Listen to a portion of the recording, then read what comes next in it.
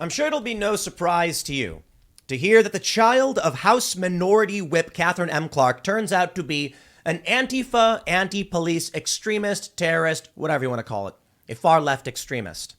House Minority Whip Catherine M. Clark, she represents a congressional district out of, I believe, Massachusetts, and she is a very high-ranking Democrat. Now, the story isn't just about the fact that Democrats and their children are aligned with far-left extremists. It's also that the world is bifurcating before our eyes. I have for you a story from the post-millennial. We'll try to figure this one out, but it caught me and was surprising.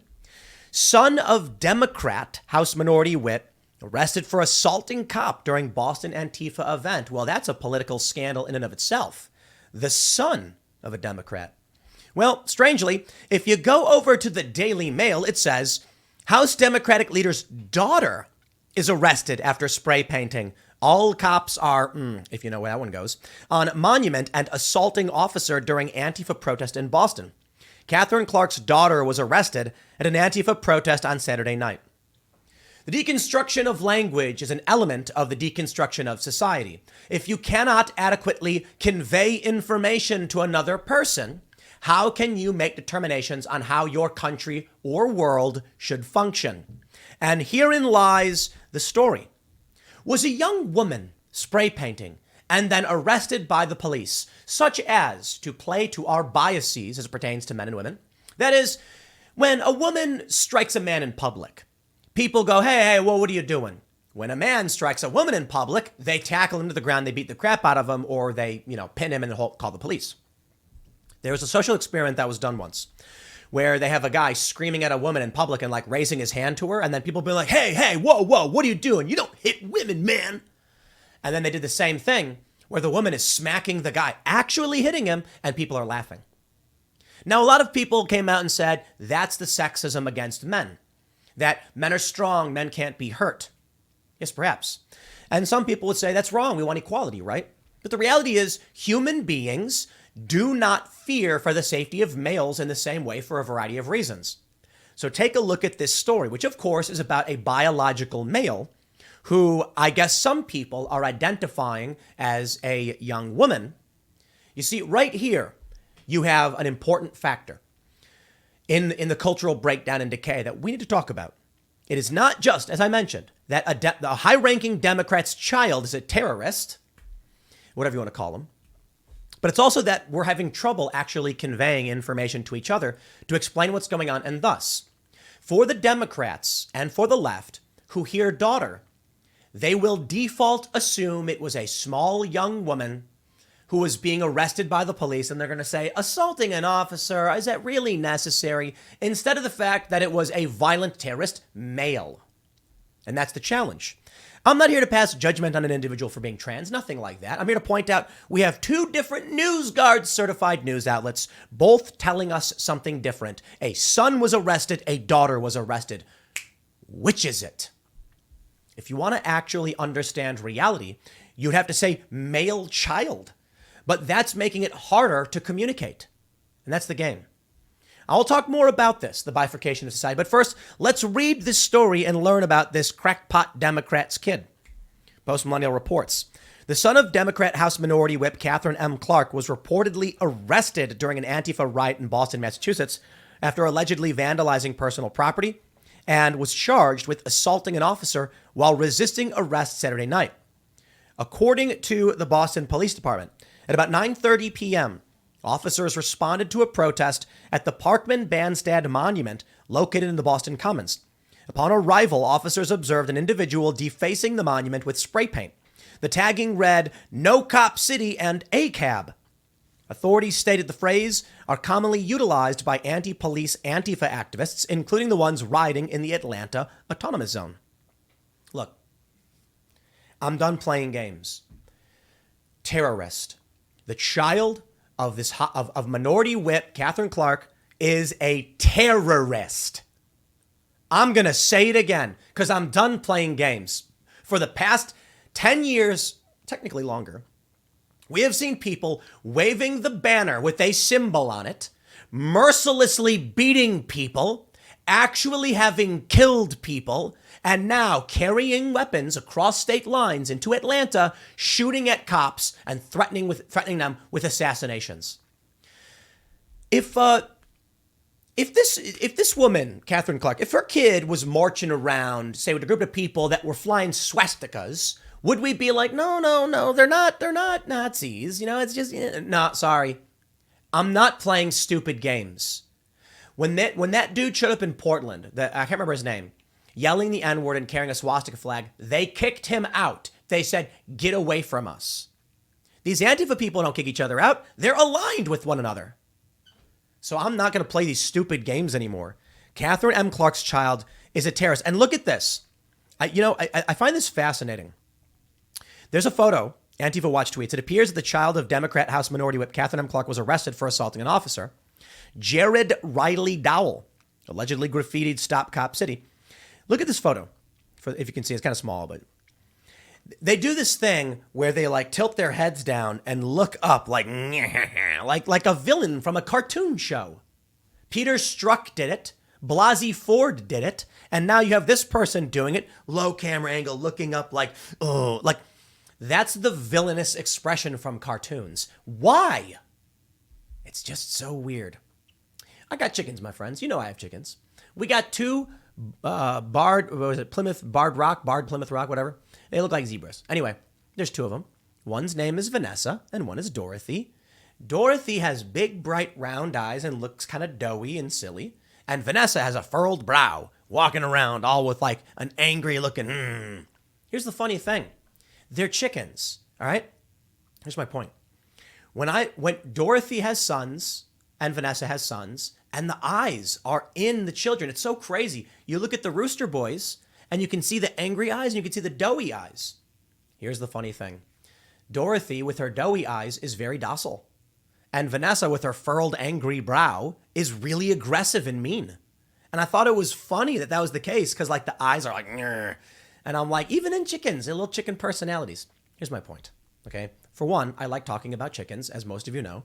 But the other thing is, these people who are intentionally trying to emulate villainy, you gotta wonder if their real intentions are good or bad. And I'll tell you this. Having known many of these Antifa people, I will say outright their intentions are bad. The story I like to tell is about a New York Times reporter, former, who I was having a conversation with and about nihilism, and basically said, based on science and facts and what I can discern from the universe, I can't tell that anything really matters. Thus, I understand nihilism.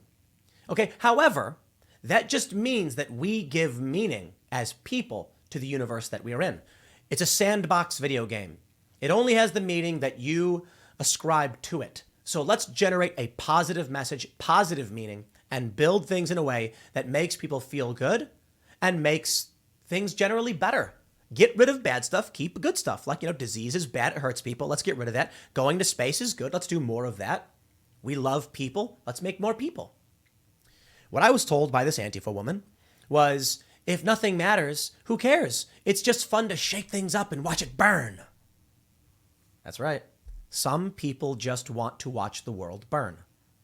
They don't care about growth. They don't care about positivity or negativity. For some of these people, just want to have an impact. They want to know that they hit the fabric of reality and it rippled. Me? I feel like you accomplish that by making things better. But we see it. We see it with mass shootings. Many people who feel like they don't matter, deciding that was their path to having an impact, doing something psychotic and dangerous, and harmful, hurtful, murderous. And that's pathetic. You want to matter? Why? Don't you want to mean something? When you go off and do stuff like this, like these crackpot Antifa people, you don't mean anything. You matter, you matter in the sense that you've impacted society to the negative. And it matters in the sense that we must deal with it. You'd say something like, oh, it doesn't matter if a guy is, doing backflips on the lawn. It doesn't matter. It does matter if Antifa is throwing Molotov cocktails. We got to stop them. We have to take that seriously. But why not mean something? And by that, I mean, like, I don't know, you helped homeless people. And then someone builds a statue in your honor and they're like, this person really tried to make everyone's life better. I don't know, man. I don't know, but this is the story. Clark later tweeted that the child was her daughter. Now, this was interesting. Catherine Clark says, last night, my daughter was arrested in Boston, Massachusetts. I love Riley, and this is a very difficult time. I think this is intentional lying. I certainly understand that there are people who are trans. Totally get it. Certainly understand they would refer to themselves in the feminine pronouns or adjectives.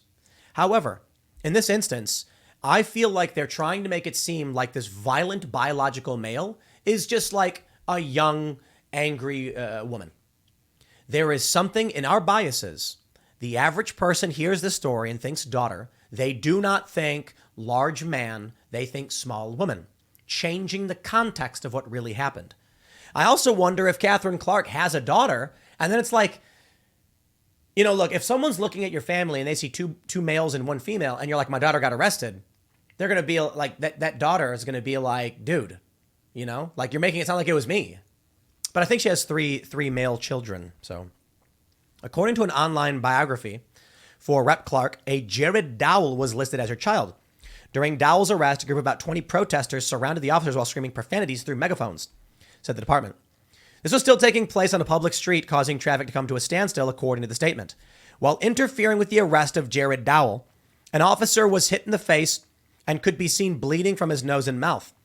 BPD added that after Dowell was successfully placed under arrest, he was charged with assault by means of a dangerous weapon and destruction or injury of personal property and damage of property by graffiti tagging. Dowell is expected to be arraigned in Boston Municipal Court. And they're going to mention Saturday night, Atlanta, Antifa terrorists were doing terroristic things. So let me just point this out. I saw the story from the Post Millennial. I saw the story from the Daily Mail. Both are different stories. The average person does not understand gender ideology. I'd say only maybe 10 or 12% of people do. Thus, when they read this news, they don't know what really happened. Imagine if I started a campaign to redefine coffee into milk. And then I started saying to people like, coffee is milk. They're both drinks, and milk can be served hot milk at night, and you know, hot milk in the morning.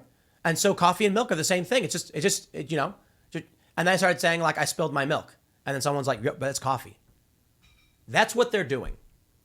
This is what they're doing. Now, let's take it to the next step. We have this tweet from Libs of TikTok. PA State Senator Steve Santasiero a Democrat, was listed as a sponsor for this queer prom for kids as young as 13 years old. The program included drag shows, and kids received a gift bag containing condoms, lube, and info from Planned Parenthood. Lube? This is the thing. It's kink education. They're not doing sex education. They're not teaching kids about the birds and the bees. They're teaching them about kink. And they're advocating for really awful things. But I'm not here to talk about that. I'm here to talk about society. I saw this video from Libs of TikTok, and apparently there's nothing controversial about it, I guess. According to the left, everybody's cheering as this person does. They're doing some dance from some movie or something. I forgot which one it is. But they're all cheering. There's like a drag performance going on, and they're all waving little sticks and going, yeah. And you know what I realized when I watched this? We already live in two different realities. The people here are laughing. They're having a good time. They're cheering and waving their little sticks. Woo! And for most of us, who watch this show, we are like, hey, that's really inappropriate for kids. You should be giving kids those things. But then I saw this, and then when I read that story about that Democrat's child, son or daughter, I thought, yeah, we're already in two different realities. But of course, the anti-establishment is the more correct reality. I'll put it this way. You know, me personally, I got no problem with preferred pronouns. I won't use neo-pronouns. That's just, sorry, I'm not going to remember whatever that is. And that's for you and your friends. You can do whatever you want. I ain't playing the neo-pronoun game. But like Blair White, Blair's super cool. She, her, don't know, don't care. I will use female pronouns for Blair. Blair is biologically male. But, you know, even Ben Shapiro pointed out, look, when I'm talking about someone in public, like it's a lot easier just to say she, because you look at Blair and the first thing you think is woman. So I got no problem with that. But where we're at now, a news story says son was arrested. Well, it was a millennial biological male, or I think Gen Z. Daily Mail says daughter. Democrat says daughter. And that is not expressing accurate information. It's ideological semantics. The people on the left who do not Google and do not question and believe whatever they hear are going to be thinking the wrong thing. And where do we go from here? ChatGPT, my friends, the bifurcation of reality and the dark days indeed. Jack Posobiec's got an interesting some interesting tweets about ChatGPT, the AI chatbot program. He asked it, has Joy Reid or Rachel Maddow ever been accused of spreading misinformation? And it said, no, they're respected journalists. He responded, but they said X, Y, and Z about the vaccine that turned out to be not true. And it said, well, they didn't spread misinformation, but they did admit to making mistakes. And therein lies the point. The AI that will likely control the world is being programmed on a woke internet. The people who are running the machine, and the woke know this, have excised moderate worldview, regular old normal person. And they've made sure that the only thing that goes uncensored is wokeness. And this spells apocalypse, my friends. Really does. I want you to imagine a world where cars are driven by AI under woke ideology. And I'm sure the woke people are thinking that this will be great. Everyone will be holding hands. Now, here's what'll happen. You'll take your phone and you'll go to your rideshare app and you'll be like, need a ride for me and my friends. And then it'll be like, please list your friends. And you'll go, Tim, Jordan, Nathan, Ricardo. And then it's going to be like Jordan and Ricardo, Black, Latino. And it's going to be like, we provide safe spaces in our vehicles. A second car will be arriving for your Black friend. And you're going to be like, we're cool to ride together. And it's going to be like, no, white people should not take up Black spaces. The left won't admit it. And it's probably because they're in a cult.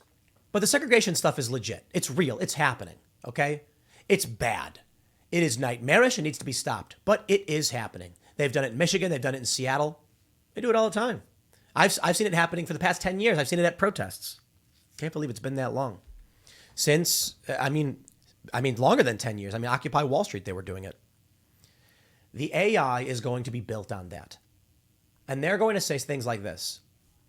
Civil rights dictates it's discriminatory to do X, Y, and Z. And then these companies are going to say, look, it is safer and easier to have a restaurant that only serves, it protects the Black community. And it's not for non-POC, because then we can't be accused of being racist because we gave a special area just for different minorities. And it's like, bro, that's just segregation with a different name. It's the same garbage. But these people, these critical race theorists, who are the ideology that's dictating social media, they've outright advocated for this. Derek Bell, he has outright said people should have. He thinks that, what was it? Was it Plessy v. Ferguson? He thinks people should be, or Brown versus Board of Education. He thinks Plessy was right and Brown v. Board was wrong, and he thinks that people should be segregated, and that's the craziest thing I've ever heard. It's just, if that ideology persists, and it is, then we're going to have a messed up future, because here's the challenge. It may be too late. The AI has already been programmed on this stuff. ChatGPT is woke. So when you look at this video and you see everybody just cheering and clapping as they give sex toys to children, and they are, you're going to be like, what is wrong with these people? And then, you know, you really, my friends, you really gotta read I Am Legend, the graphic novel. The movie I thought was bad, but the graphic novel, it's been a really, really long time since I've read it. And I could be getting this wrong, but my general understanding is that I Am Legend is a reference to, he's a vampire hunter. He's going around during the day killing vampires. Eventually, he's the only human left. He gets locked up. He's arrested. And he's looking out the window, and everyone's a vampire. And then he says, I am the creature that lurks while you sleep, that kills you, that is immune to the sunlight, that doesn't need to eat blood. He was the legend. The point was, if everyone's a vampire and you're not, you are the monster. You are the equivalent of the vampire to them. Really, really interesting concept. And think about what that means as wokeness persists. You, if you do not stand up for what you believe in, one day will find yourself shaking your head saying, why are there children walking around with strap-ons? Because they're giving kids kink education. They're giving kids books that show strap-ons. And you know the funny thing about that book? That book is basically, it's about a woman who is sexually aroused at the thought of being a man and being perceived as one. She says it in the book. That's the scandal right there. I'm surprised that, you know, conservatives didn't even read it. That's the crazy thing. Ian bought it, and I was like, I don't know. I don't give this person money. Because we knew it had explicit images. We knew they were giving it to kids. And then I read it, and I said, it's the story of a woman who was who was brutally abused by her parents. I've said it before. I'll say it again. Peeing in the yard, not learning to read till 12, and wearing crusted, used pads covered in blood. Like, wow, talk about the abuse. But in the end, she talks about her kink, which is to be viewed and to see herself as a man. It is, she says, autoandrophilia. She is aroused at the thought of being a man. So when she demands you view her as such, she is seeking sexual gratification. It's not an exaggeration. This is what they are bringing to children. And if you don't stand up and speak up and simply just say not interested, one day you will be standing in a room as they're all talking about how they agree with it, and you'll be thinking, how did it come to be that I'm the one person saying no to this? You know, conservatives don't want to speak up. I'll leave it there. Next segment's coming up at 4 p.m. over at youtube.com/Timcast. Thanks for hanging out, and I'll see you all then.